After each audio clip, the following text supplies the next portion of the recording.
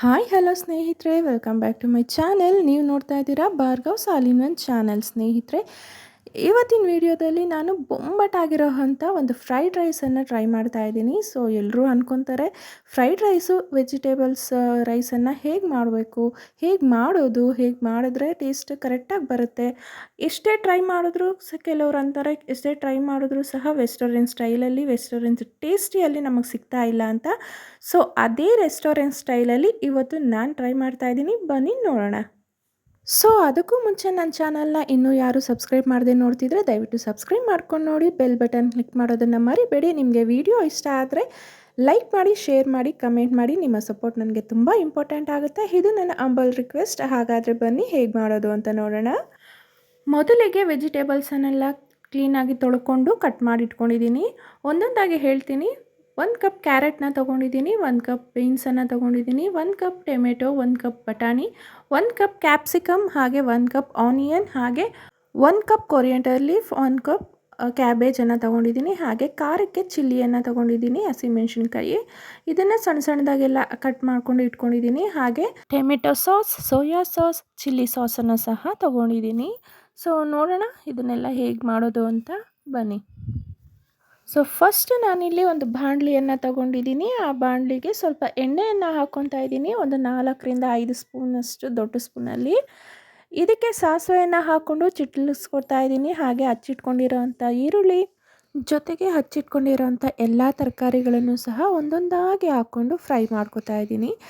ಇದನ್ನೆಲ್ಲದನ್ನು fry ಮಾಡ್ಕೊಂಡಾದಮೇಲೆ next step ಏನು ಅಂತ ಹೇಳ್ತೀನಿ. ಫಸ್ಟ್ ಇದನ್ನು ಫ್ರೈ ಮಾಡ್ಕೋಬೇಕಾದ್ರೆ ಜಾಸ್ತಿ ಹೊತ್ತು ಫ್ರೈ ಮಾಡ್ಕೋಬೇಕಾಗಿಲ್ಲ, ಅರ್ಧ ಬೆಂದರೆ ಸಾಕು. ಕ್ರಂಚಿ ಆಗಿರಬೇಕು, ತೀರಾ ತರಕಾರಿ ಬೇಯಬಾರ್ದು.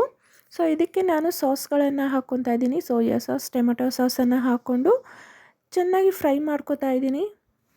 ಫ್ರೈಡ್ ರೈಸ್ಗೆ ಯಾವುದೇ ಕಾರಣಕ್ಕೂ ನೀರನ್ನು ಬಳಸಬಾರ್ದು, ಬರೀ ಎಣ್ಣೆ ಮತ್ತು ಸಾಸ್ಗಳಲ್ಲೇ ತರಕಾರಿನ ಬೇಯಿಸ್ಕೋಬೇಕಾಗುತ್ತೆ. ತರಕಾರಿ ಅರ್ಧ ಬೆಂದರೆ ಸಾಕು, ಇನ್ನರ್ಧ ಕ್ರಂಚಿಯಾಗಿರುತ್ತೆ. ವೈಟ್ ರೈಸ್ನ ಮಾಡಿಕೊಂಡು ಸಪ್ರೇಟಾಗಿ ಇಟ್ಕೋಬೇಕಾಗುತ್ತೆ. ನಾನಿಲ್ಲಿ ವೈಟ್ ರೈಸನ್ನು ಸಪ್ರೇಟಾಗಿ ಮಾಡಿ ಇಟ್ಕೊಂಡಿದ್ದೀನಿ. ರೈಸು ಉದುರುದ್ರಾಗಿರಬೇಕು, ಮುದ್ದೆ ಮುದ್ದೆ ಆದರೆ ಟೇಸ್ಟು ಚೆನ್ನಾಗಿ ಬರೋಲ್ಲ, ಹಾಗೆಯೇ ರೆಸ್ಟೋರೆಂಟ್ ಸ್ಟೈಲಲ್ಲಿ ಸಹ ಇರೋದಿಲ್ಲ. ನೀವು ವಿಡಿಯೋದಲ್ಲಿ ನೋಡ್ತಿರೋ ಹಾಗೆಯೇ ಸಾಸ್ ಎಲ್ಲ ಹಾಕಿದ್ಮೇಲೆ ಸ್ವಲ್ಪ ನೀರಿನ ಅಂಶ ಇದೆ ಅನ್ನಿಸ್ತಾ ಇದೆ. ಸೊ ಆ ಥರ ಇರಬೇಕಾದ್ರೆ ಚೆನ್ನಾಗಿ ಫ್ರೈ ಮಾಡ್ಕೊಳ್ಳಿ, ಸ್ವಲ್ಪ ಗಟ್ಟಿ ಆಗುತ್ತೆ. ಈ ಸ್ಟ್ರೆಚರ್ಗೆ ಬಂದಮೇಲೆ ವೈಟ್ ರೈಸನ್ನು ಹಾಕ್ಕೊಂಡು ಮಿಕ್ಸ್ ಮಾಡ್ಕೊತಾ ಹೋಗಬೇಕು.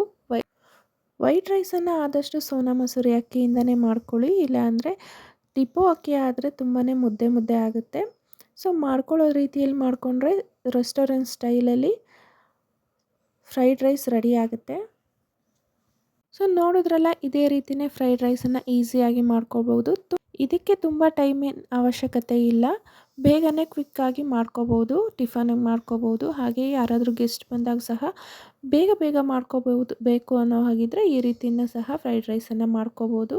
ಸ್ನೇಹಿತರೆ, ನೋಡ್ತಿದ್ದೀರಾ, ಇವತ್ತಿನ ಟಿಫನ್ಗೆ ನಾನು ಈ ರೀತಿ ಫ್ರೈಡ್ ರೈಸನ್ನು ಮಾಡ್ಕೊಂಡಿದ್ದೆ. ಸೊ ರೆಸ್ಟೋರೆಂಟ್ ಸ್ಟೈಲಲ್ಲಿ.